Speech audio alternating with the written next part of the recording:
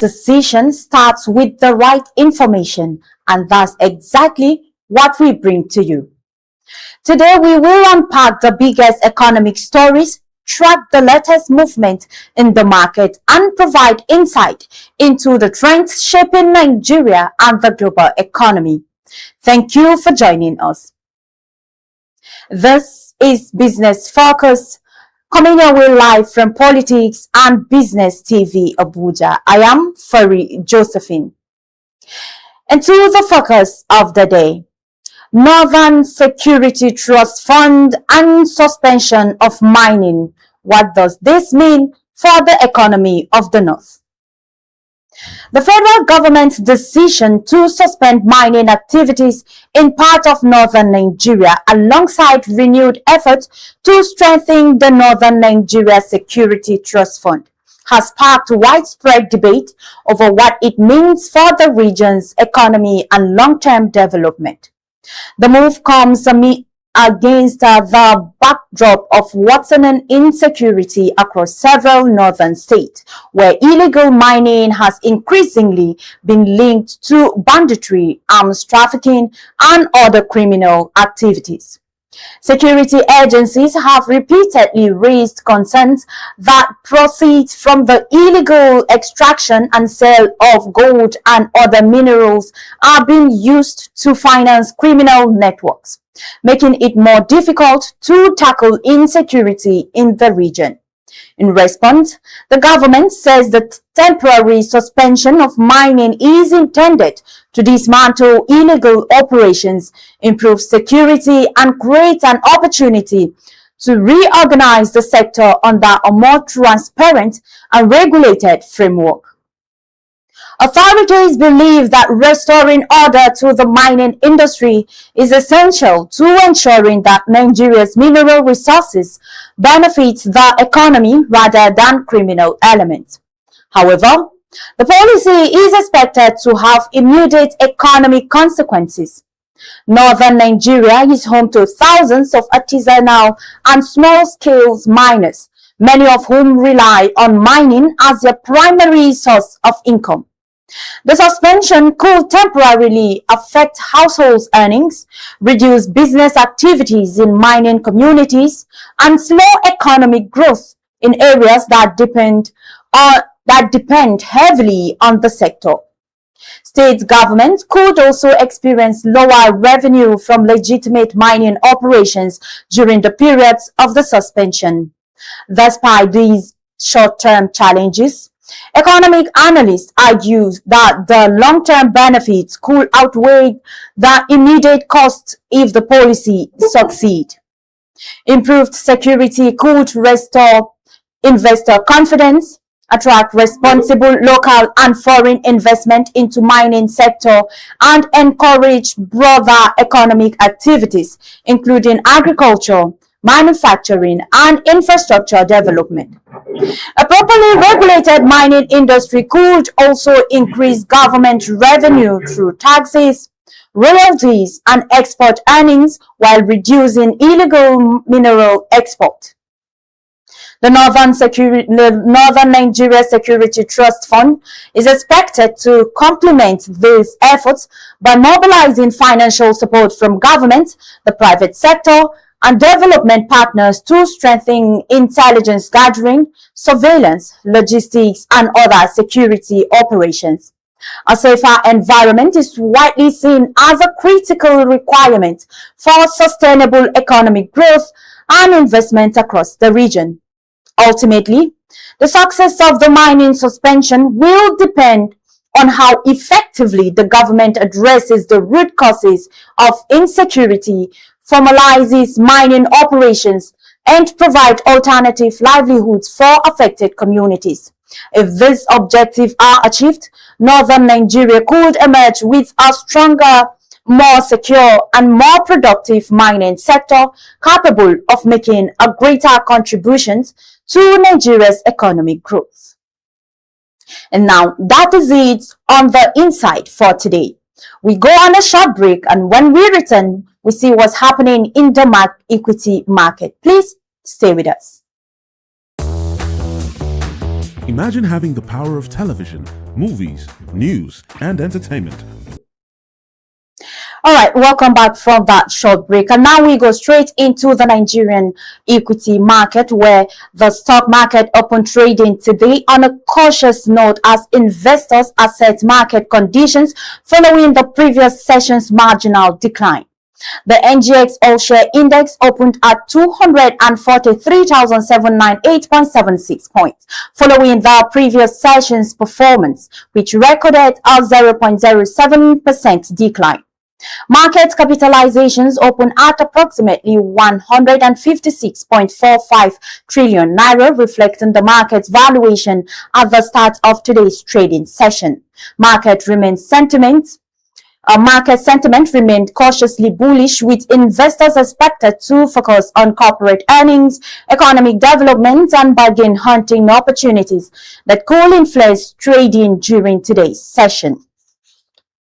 And to the top gainers, leading the gainers charts today is John Holt's PLC, which advanced by plus 10%. Champion Breweries PLC and the Initiates PLC, or TIP, also recorded the maximum daily gains of plus 10% each.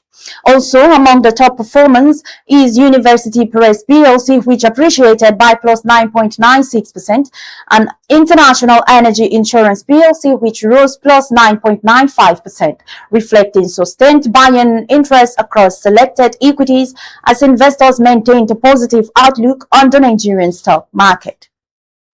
And the top losers chart, leading the chart today is PZ Cautions Nigeria PLC led the decline, shading minus 10%. Bua Cement PLC followed with a loss of minus 9.99%, while Red Star Express PLC fell minus 9.98%. RT Briscoe PLC also recorded a decline of minus 9.70%, and C&I Leasing PLC rounded out the list with a loss of minus 9.38%, as profit taking in selected equities weighed on the Nigerian exchange at the open of trading. I beg your pardon. And now to commodity market. The 50-kilogram bag of locally produced rice is selling for between 57 and 62,000 naira, while imported rice is retailing for 70 to 85,000 naira. A 50-kilogram bag of beans is currently selling for 69 to 95,000 naira, and a 25-liter container of vegetable oil is priced between 80 and 95,000 naira, while the same quantity of palm oil is selling for 60 to 70,000 naira. And in the downstream energy market, petrol is retailing for 1,210 naira to 1,350 naira to a liter. Diesel is selling for 1,500 to 1,620 naira to a liter, while kerosene is priced between 1,050 naira and 1,150 naira to a liter. Meanwhile, cooking gas or LPG is retailing for 1,500 to 1,700 naira to a kilogram, depending on location and supplier. These prices are indicative and may vary across states and markets due to transportation cost, supply conditions, and local demand.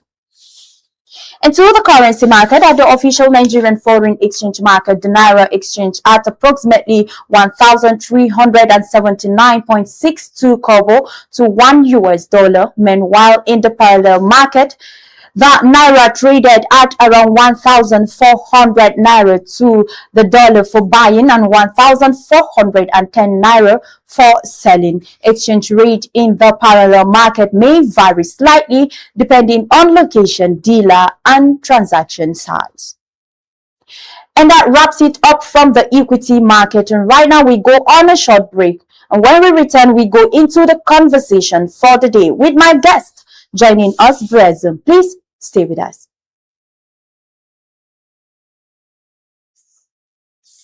Up to 500 hours. All right, thank you for staying with us and welcome back from that short break. It is still the program Business Focus and it's coming your way live from Politics and Business TV here in the beautiful city of Abuja. And to take us into the conversation for the day, I have with me, joining me via Zoom this morning, the spokesperson for Renewed Arewa Initiative Development, Comrade Abubakar Umar Bitako. Good morning, sir. I don't know if you can hear me, sir. I'm not hearing you right now. Good morning, sir. So I don't know if you could check your phone and unmute the mic. Probably it's muted because I can't hear you. I can see you very well, but I can't hear anything you say. I still can't hear you, unfortunately, sir. I still can't hear you. I can't hear you. All right. Hello, yes, I can hear you right now. Thank you for joining us, sir. Good morning. Good morning. Thank you so much, sir. And now to take us into the conversation of the day, which is a Northern Security Trust Fund and a suspension of mining. What does that mean for the economy of the North? Now, yes, sir, I can hear you. First of all, I want to say without mincing words, while we appreciate the northern region, appreciates the northern region, as well as our group appreciate the establishment or the formation of Northern Security Trust Fund. We equally want to say that the suspension of mining activities in northern regions will drastically affect the economy of the northern Nigeria, because already the economy of northern Nigeria is devastated, has been brought down to almost 20% inactive, and that is equally affecting the gross economic production of Nigeria at large. I think doing that at this moment is not good, because whatever we are going to do in the region, we should do it taking into cognizance the economic activities as well as the economic growth of the nation. That is why initially when we started experiencing this issue of insecurity, beginning from northeastern region, that is or the region where I'm coming from, particularly Maiduguri, Axis, and some areas in Yobe and Adamawa, we keep on saying, we keep on advising the government that the government should be able to establish a kind of political will with the essence of curbing the insecurity. But today we can now see the insecurity has not only escalated only in the northern region, but it has transcended to the central region and other parts of Nigeria, which is not very good at all. Comrade, sir, the federal government has suspended mining activities now, especially in some part, northern part of Nigeria. I know we made mention of insecurities and all, but do you think that is the right decisions, the right steps right now? I don't think it's the right decision, because as I speak, I'm equally one of the active members in the mining association, and as well as I am into mining business as far as Nigeria is concerned. And don't forget, mining is a kind of business that is regulated, is under our constitution. We have the Nigeria Mining Act 2007 and 2011 as amended. And when you look at it, every mining company in Nigeria is registered. We follow we adhere to due processes. We have our member registered. We have our licenses issued by the federal government. We pay royalties. We pay annual service fees to that effect. And today, every mining company is profiled. Every individual that is in the mining sector should be able to be profiled by the security agencies and as well as the federal government that is in charge. So for mining to be suspended, I don't think, and for the kind of narrative that mining brings into insecurity, I don't support that. I don't support that at all. The security agencies, when we talk of the security agencies, we talk of the Nigerian police, we talk of the DSS, we talk of the army, and what know very well. They can track and arrest, and they can track and prosecute. So These companies, meaning the mining companies that are involved in the mining activities in the northern Nigeria or in the Nigeria at large, are profiled or should be profiled and be checkmates. And when they are mobilized to site to buy, they should be able to be profiled by the security agencies. We adhere to the security agencies regulations. We adhere to the mining regulations. So the narrative that mining brings insecurity in the northern region, I don't support that as an active member in the mining sector. Yeah, comrade, you mentioned that every mining company is registered in Nigeria, but we've had records of illegal miners. How does that happen if everyone is registered, but there have been records of illegal miner activities? Well, just like I mentioned earlier, the security agencies are in place. Take for instance the DSS. The activities, the role of a DSS is to uncover any security threats, to uncover, discover, and stop. If the DSS cannot uncover, discover, and stop any insecurity threats as far as the country is concerned, then something is wrong with their own duty. So what I'm trying to say in essence is they should be able to track all mining companies existing and registered under the Nigerian mining cadastre and Ministry of Solid Mineral Development in Nigeria. They should be able to track them. They should be able to monitor their activities, and they should be able to apprehend those who are involved in illegal mining. Not just giving a kind of blanket or swimming order that all mining activities should be suspended. When you say all mining activities should be suspended in Nigeria, you are now telling the people that those who are active into business are suspended, and rather they will have not any other businesses to do. And that will prompt them to be vulnerable, and that will prompt them to go into doing the criminality again. So stopping or suspending mining activities in northern Nigeria cannot help that matter. It's just like you're asking people to stop crude oil exploration in Nigeria. So it doesn't help.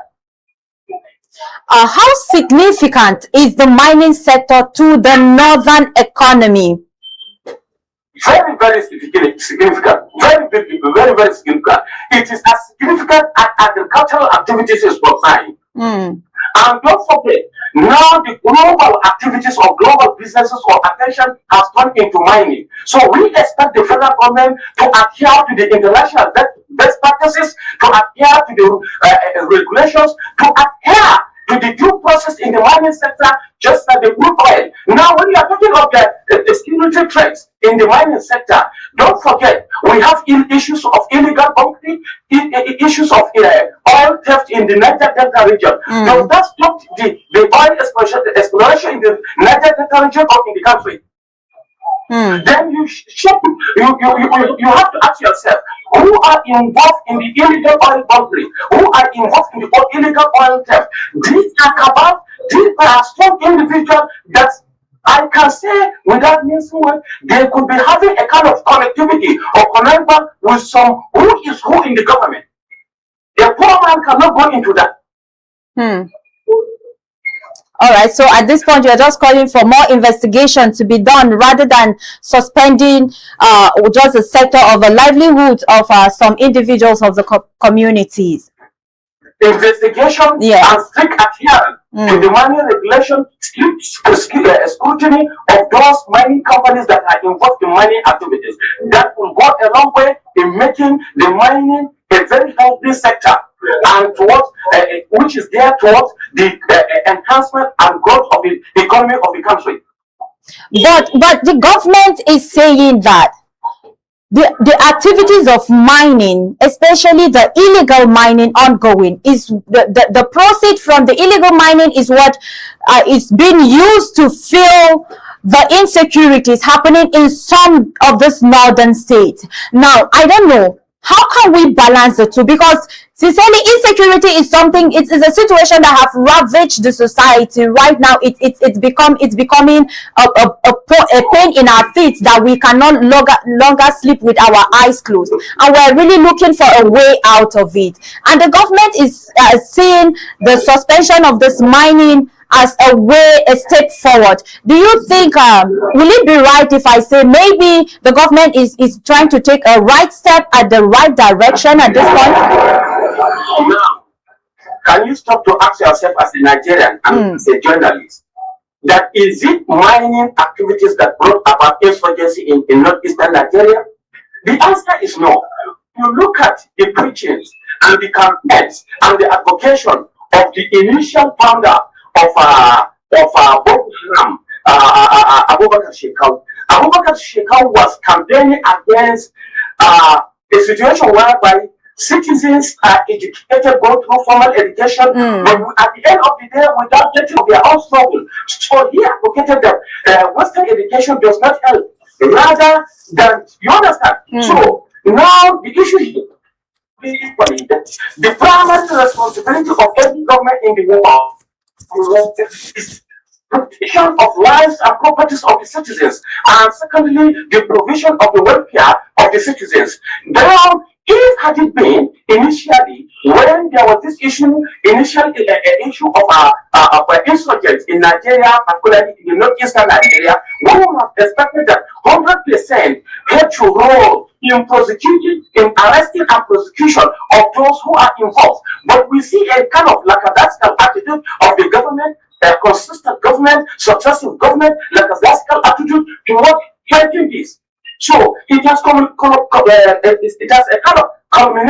into a kind of a grievous scenario now. So I don't think that mining and illegal mining is the issue. But when you talk of the illegal mining, check the record. Who are those illegal mining? Illegal miners often attend illegal miners is just like those who are into illegal mining, oil bunkering and oil theft. I have told you that number, that these are individuals that are rooted within the elite class. You understand? Having a kind of international conspiracy. So federal government should be able to be up and doing in a kind of checkmating these activities and in a kind of controlling these activities. Federal government know very well those who are involved in illegal mining and illegal oil theft in this country. They know very well, they know who are involved. We have series of records to that extent. You understand? They should be able to apprehend and arrest and prosecute those who are involved in these activities. You asked the question if insecurity started as a result of mining, or what was the real reason why insecurity started. But there have been speculations, allegedly, that in those bushes where those bandits are in the forest, heavy activities of mining is ongoing there.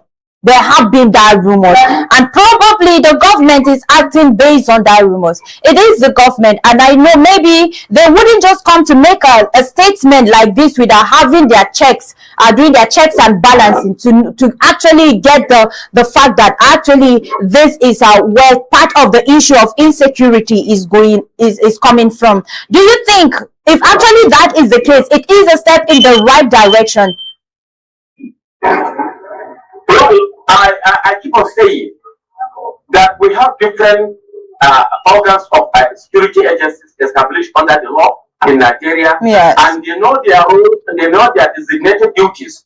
If they can adhere to their designated duties, I think the issue of security threat, whether in mining, whether in oil theft, whether in agriculture, cannot be in existence. This is a firm belief of mine. So they know if at all it exists. We have mining companies, just like I said, they are registered, they are controlled, they are checkmate, they pay royalties, they pay all these things. They should be able to provide all the mining companies, check those, their staff, their workers under the companies, and see if at all they go into illegal mining or not.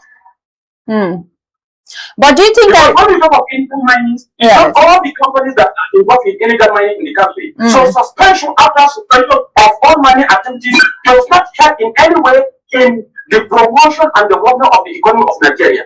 Rather, it brings back.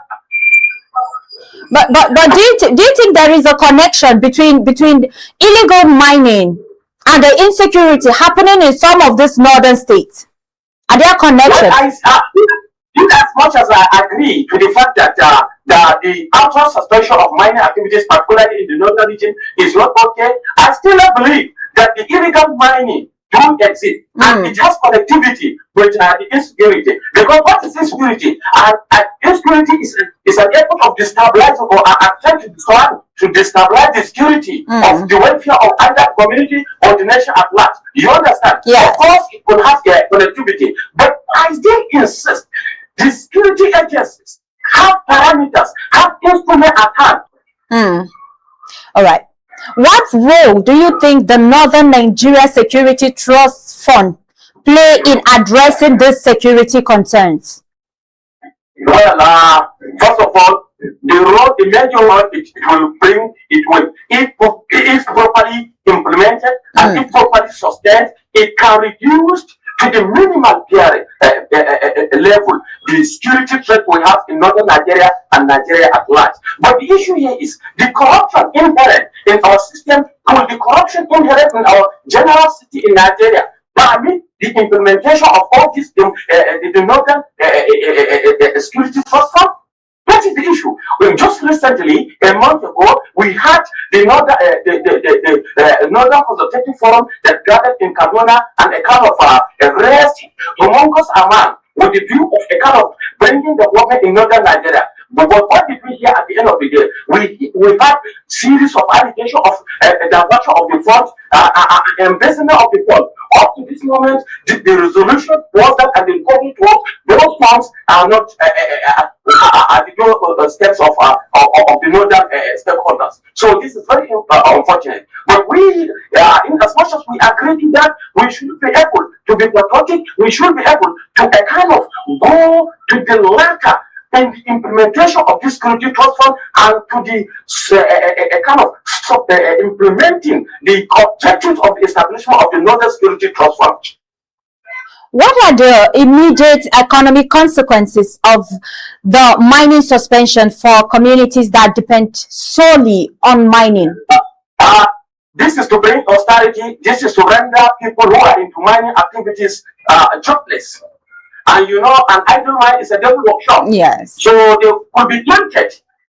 They could be tempted to further go into the illegal mining that we are running away from. Because if you allow me, if you stop me from doing the legal mining, and I pay royalties, I pay other charges to the federal government through the mining cadastre, obviously, or National Revenue Service Commission, obviously, others, individuals who have network, who have the capacity to can be prompted to go into the illegal money that we are running in, we are running away from. So what do you think? Do you think that this suspension could discourage local and foreign investors from investing in Nigerian solid minerals? Foreign investors. Yes, foreign. Particularly the foreign investors. Because foreign investors are the end users of this mining or solid minerals that we extract or we exploit in our various localities. Because in Nigeria, we don't have the capacity and the facility to process all this mining prospects. The mining prospects are usually exported out of the country. Yes. And various countries and various mining business investors have invested so much into the mining sector in Nigeria.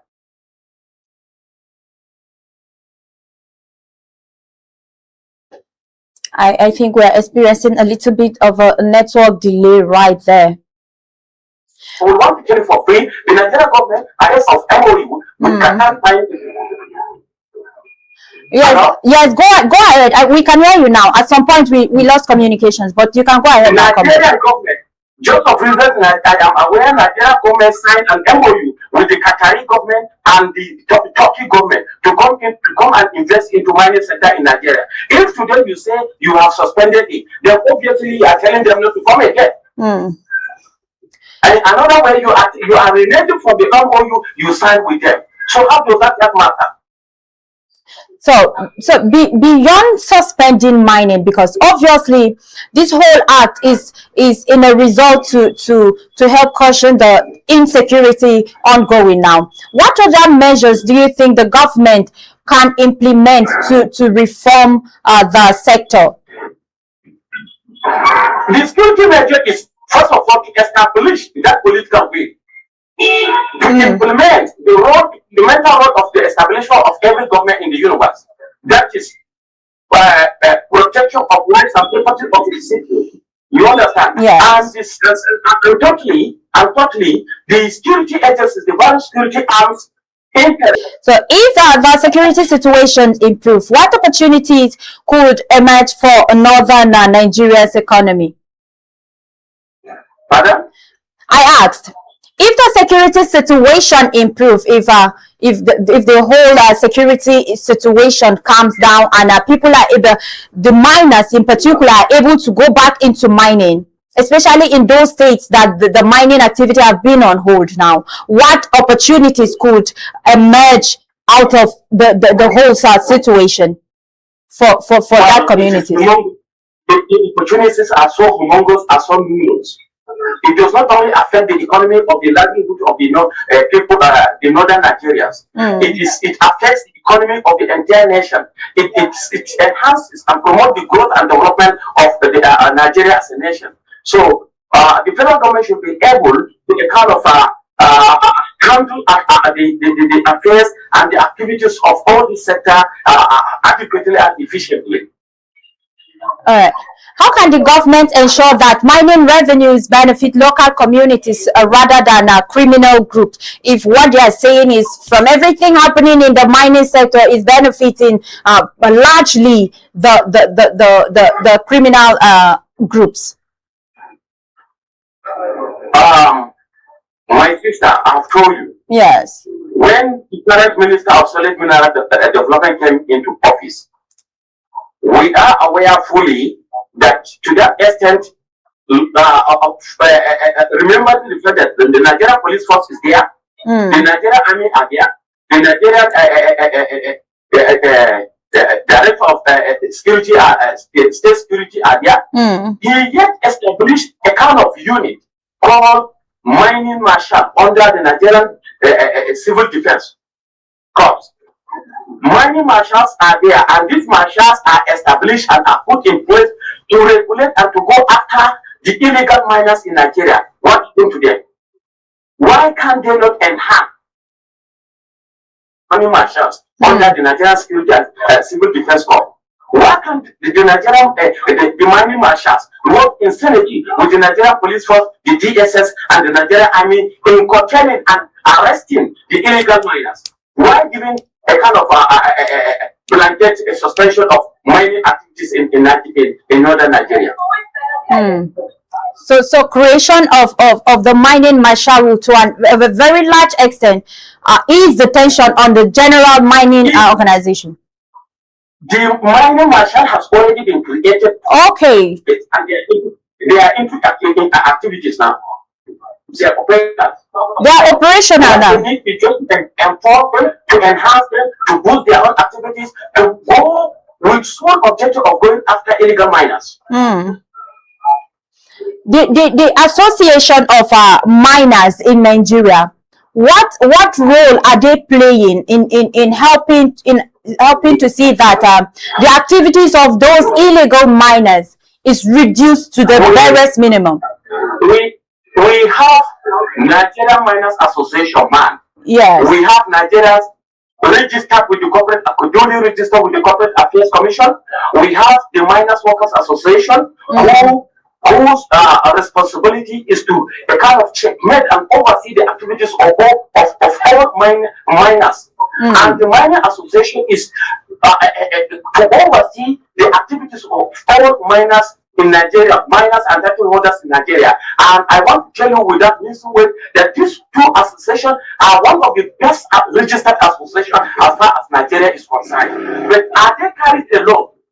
Most at times, policies of government are made without due consultation with these two associations. And these associations, don't forget, they are associations of professionals. But they have not been. Most at times, policies and orders and regulations are made without due consultation with them. And that is not fair enough. All right. Let's talk about learning from other countries as with regards to mining. What lesson do you think Nigeria as a country can learn from other African countries when it talks about mining and insecurity in general? Business sector inside agriculture. After agriculture is mining. Mining is for life. So the federal government And as a nation, they should be able to a kind of learn from other countries and other African countries, particularly DR Congo, particularly Ghana, that have been exploiting gold for many years now, for over 100, 200 years. They should be able to learn the kind of parameters put in place for them for the successful mining activities in the 1880. That security is the most essential, peace and security is the most essential elements that mankind requires for survival. So provision of security to that extent or to that effect, it is established that the fundamental role of government is to provide rights and property services. For peace to reign in both Nigeria, and the government can it is the duty, the sole duty of the federal government or the government in place to provide peace and security in the region for us to prevail as people. All right. Talking in individual flow of activities when it comes to miners. Couldn't hear you well, please. Come again. All right. I don't know if you can hear me now. I can hear you. All right. I asked, what role do you think the locals of those communities, especially the ones housing the miners in their community, what role can they play to help the entire situation, especially when it comes to insecurity and illegal mining?